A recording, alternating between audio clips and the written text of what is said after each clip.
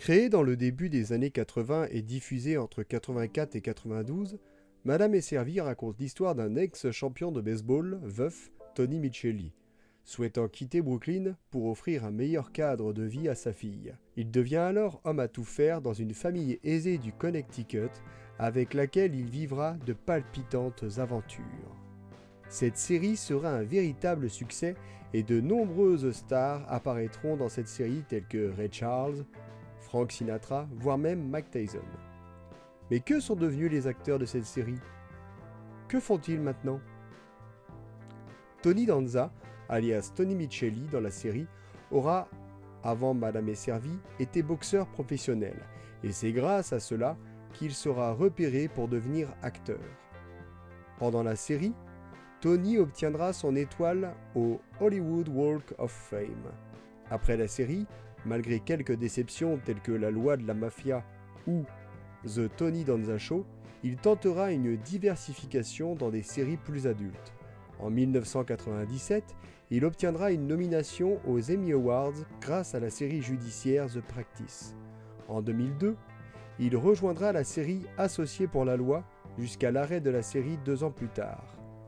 Malgré quelques apparitions sans réel succès, il fera un retour inattendu entre 2004 et 2006 avec son propre talk show, aussi appelé The Tony Danza Show.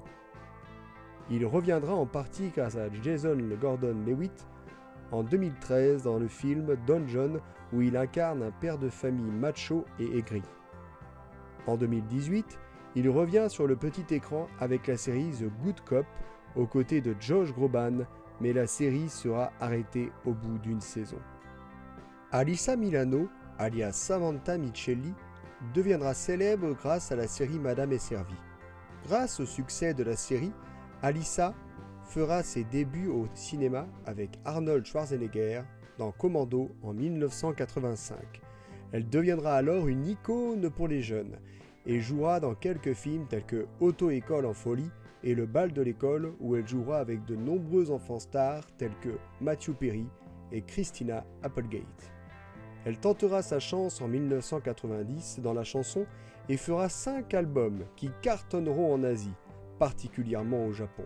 Après l'arrêt de la série, redoutant de tomber dans l'oubli comme beaucoup d'enfants stars à l'époque, elle tentera de casser son image de jeune fille fragile en jouant dans des films tels que L'affaire Amy Fisher, Confession d'une rebelle et dans une série Au-delà du réel entre 1993 et 1995. En 1996, elle obtiendra un rôle dans le film Fear avec Mark Wahlberg et Reese Witherspoon, et dans une virée en enfer avec Ben Affleck. Elle fera son retour à la télévision dans la série Melrose Place, qu'elle quittera en 1998 pour intégrer la série Charmed par le même producteur, Aaron Spelling.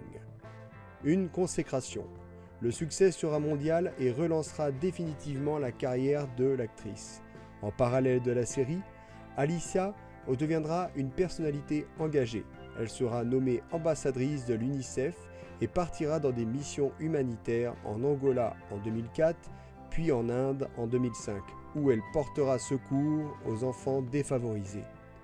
En 2006, Charmed s'arrête après 8 saisons. L'actrice se lancera alors dans une ligne de vêtements en lien avec le baseball, avec succès. Très fan de baseball, elle collabora quelque temps avec des chaînes sportives.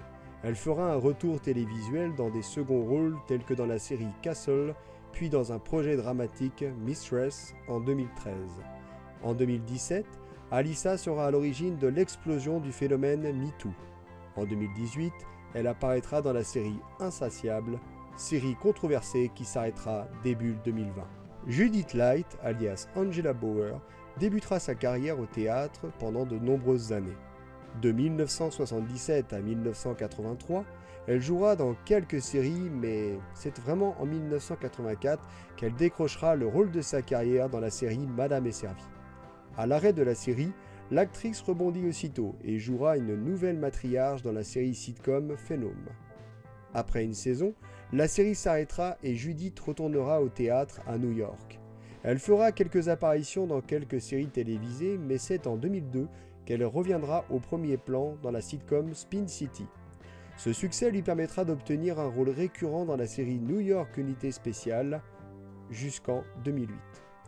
Après ses débuts en tant que productrice dans un long métrage Save Me traitant de l'homophobie, elle se verra confier un rôle récurrent dans la série Ugly Betty, diffusée entre 2006 et 2010. En 2012, et jusqu'à l'arrêt de la série en 2014, elle intégrera le casting de Dallas Nouvelle Version. Et après quelques séries sans grand succès, elle intégrera un rôle de guest star dans la série The Politician de Ryan Murphy. Danny Pintauro, alias Jonathan Bauer, aura moins de chance que ses acolytes de la série, et malgré le carton de la série Madame est servie, l'acteur ne percera pas dans le cinéma. Après la série, il entrera à l'université, et après quelques années au théâtre, il fera une pause dans sa carrière pour s'occuper d'un restaurant à Las Vegas. En 1997, il fera son coming out et officialisera sa relation avec Will Tabores, qu'il épousera en 2014. En 2015, il annonce être séropositif. Catherine Elmond, alias Mona Robinson, interprétera la pétillante et séduisante quinquagénaire de la série. Catherine aura passé une grande partie de sa carrière sur les planches et la série Madame est servie lui vaudra un Golden Globe de la meilleure actrice dans un second rôle en 1989. Elle apparaîtra au cinéma dans Bandi Bandi en 1981, Brazil en 1985 et Las Vegas Parano en 1998. Elle apparaîtra dans des séries telles que The Glades en 2010 ou True Blood en 2011. Elle prêtera même sa voix dans le film d'animation Cars en 2006. Elle nous quittera en février 2019 à Los Angeles. Elle avait 89 ans. Madame est servie sera l'une des séries les plus rafraîchissantes de l'époque. Traitant de la recomposition familiale, c'est avant tout une des séries qui sera le plus appréciée par le public devant sa télé.